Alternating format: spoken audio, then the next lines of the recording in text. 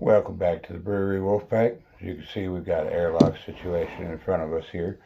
I'll step to the side a little bit here. There we go.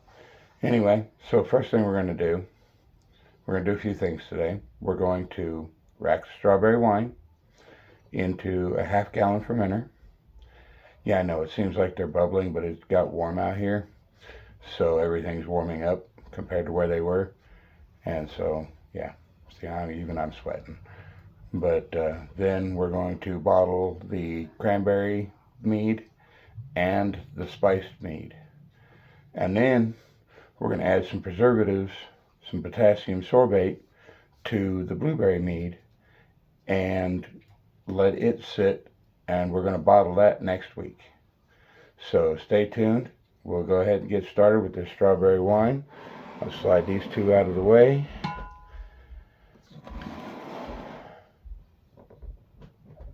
Of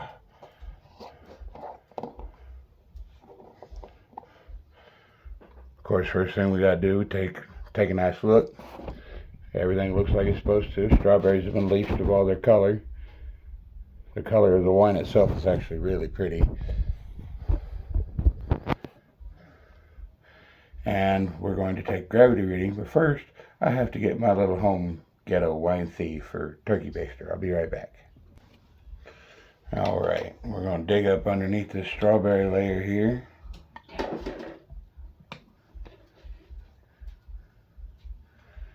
Get us a sample.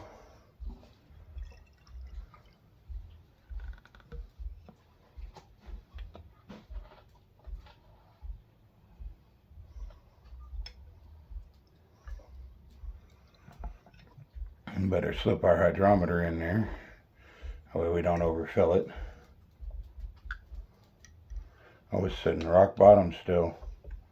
Oops. Just till it floats. We went dry. Alright, we are floating.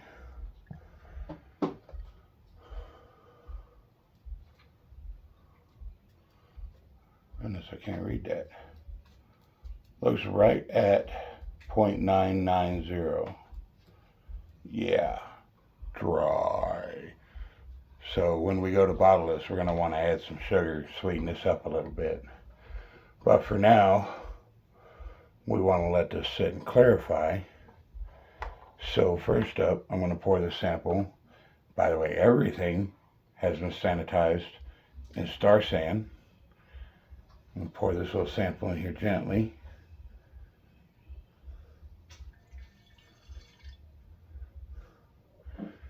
And then set this down on a bucket, because the way siphoning works, as long as your source is higher than your destination, you'll get everything out you're trying to get out.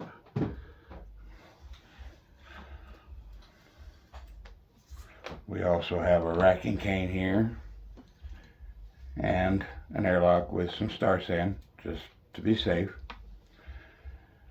We're going to put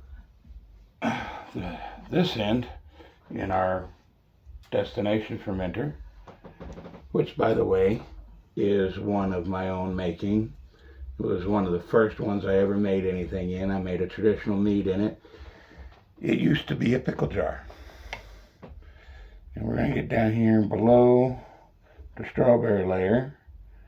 Give it a couple pumps.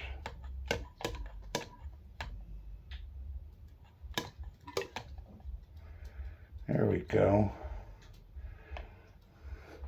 Whoops.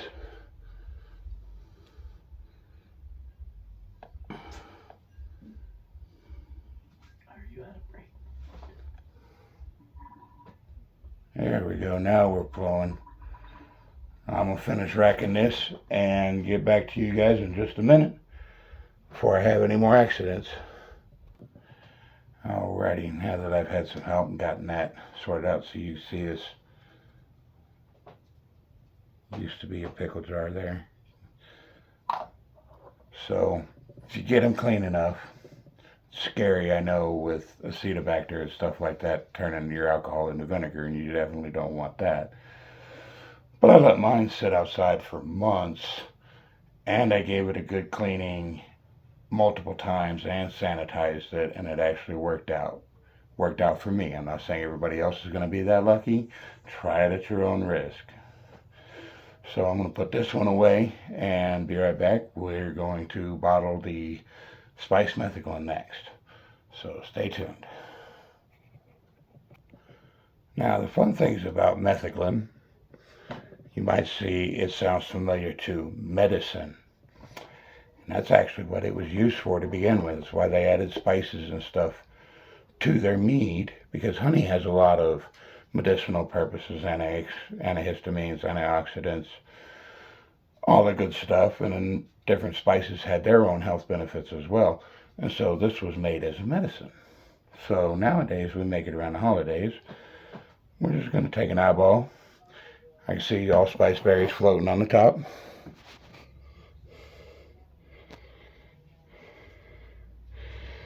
Looks like a little yeast cloud floating along there. We'll get that out of there. We're going to bottle this. We're going to probably get 6.5 bottles of this out of this. I'm hoping. We'll find out. So I got everything sanitized again, and all my bottles are sanitized and dry now. Pardon me, it is really warm. And so now I'm going to attach the bottling wand with this doohickey. Really simple tube system. I know it's been a while since I've done a bottling video, and I know I said I have, but I actually don't think that I have. And I feel bad for that. So I'm going to try to do one today. I'm going to get some help from my wife and see if we can't record a couple of bottles and show you guys how it works with this little needle valve here on the end. And I think I have it on backwards because it doesn't want to connect. See? Scripted? Ah, no way. Not this many blunders.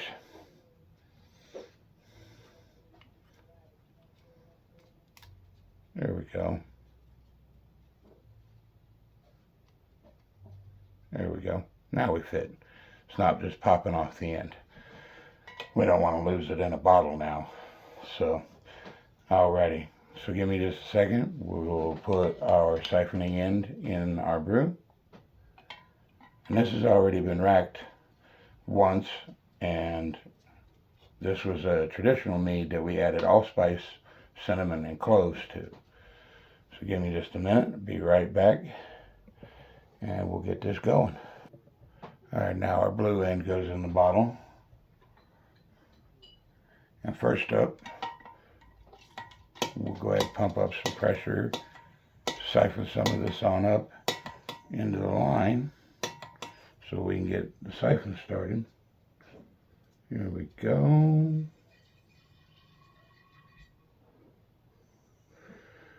Now to get the siphon started, I had to push down on the bottling end. Give me a minute and I'll show you how that works. I just wanted to get the siphon started so it was easier.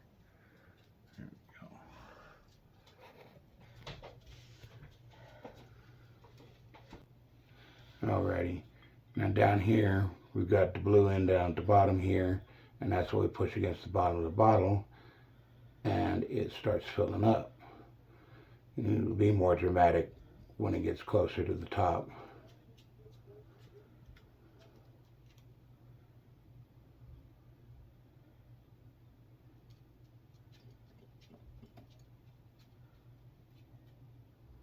Loosen it up a little bit, try to get it to flow faster. There we go.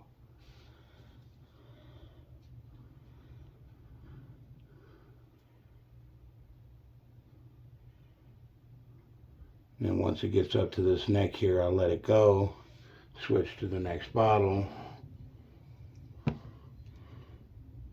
Whoa. And we've got our perfect bottling. And we just repeat till we're out.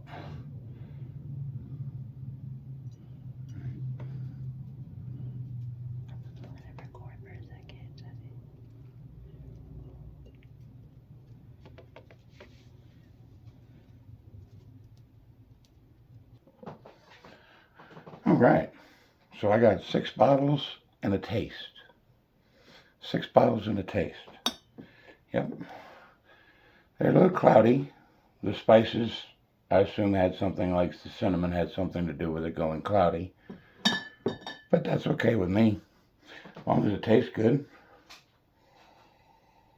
It smells good. It smells like it probably should be drank warm, like a mulled wine.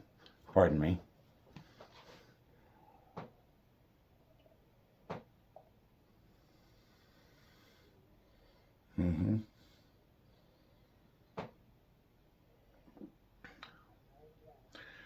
Cinnamon spice came through. Not too much of the numbing of the clove. That was good.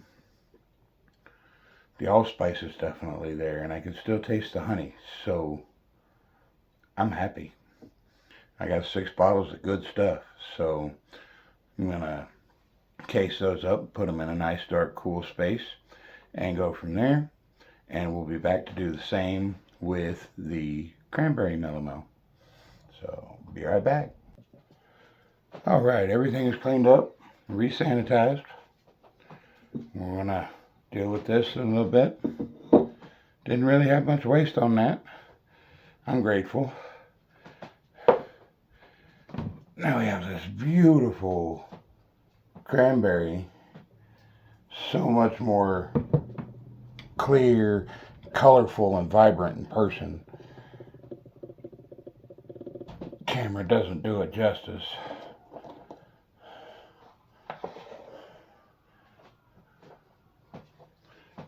Give it a look over, make sure it isn't infected with anything.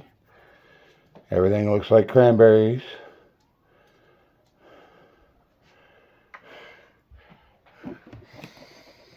And it smells like cranberries too.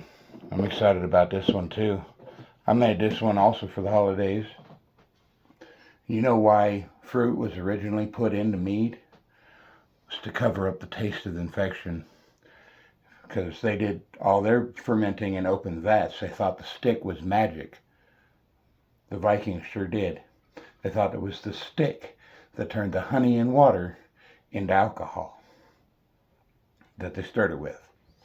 Clarification, sorry. The stick they stirred it with.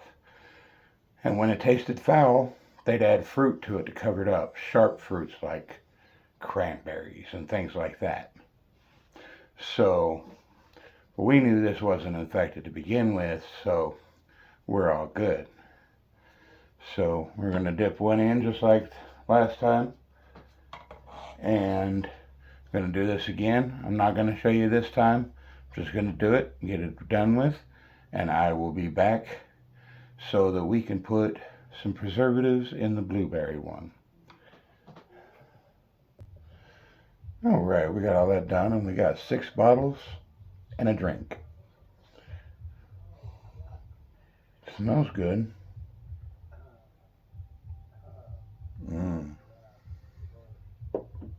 Just the right amount of cranberry.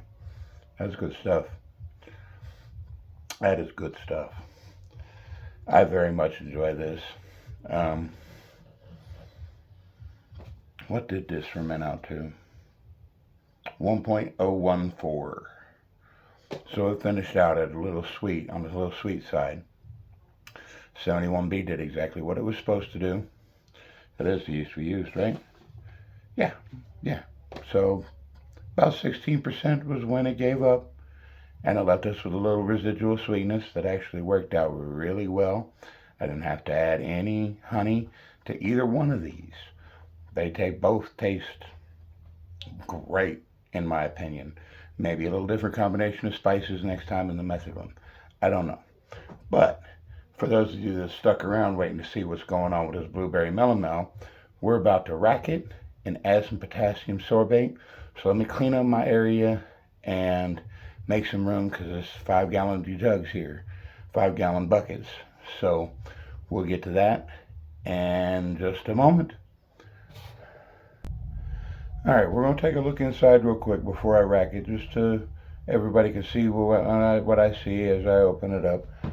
And all I see are blueberries. Lots of beautiful blueberries.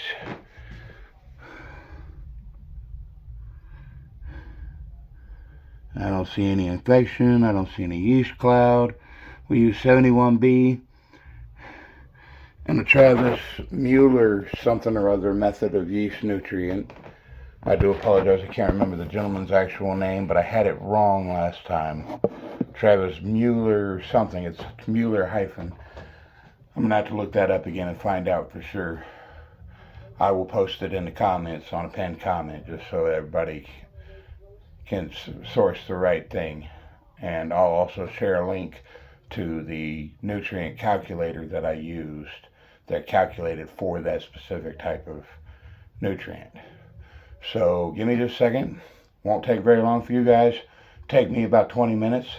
Get this racked and get the bucket washed out and get it racked back because I want to use the same lid and I don't want to break anything trying to peel it off the bucket. So I'm going to rack it out, wash the bucket, rack it back, and then we'll add the potassium sorbate per manufacturer's directions. So sit tight, be right back. Alright, now that I'm back, I need about 2.5 teaspoons of potassium sorbate to stabilize, as they call it, this brew, to stop any chance of future fermentation. Because I'm pretty sure that, based on the gravity reading we took last time, that we're going to add some honey and some sugar to this, and we're going to go from there when we go to bottle it. And I got a special surprise for y'all. We're going to have a guest star. It's going to help me taste and sweeten that mead and help me bottle it too. So, see if I can get my measuring spoon in the hole. Of course not.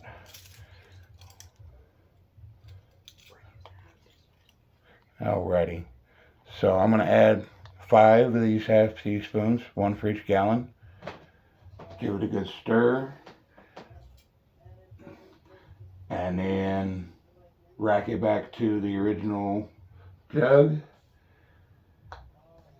And set it back to settle down and wait to be bottled in about a week.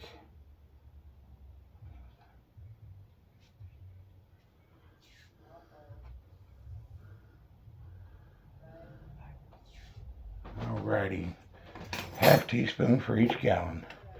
Alrighty, well thanks for tuning in. Appreciate your all's support, and we will see you all next time.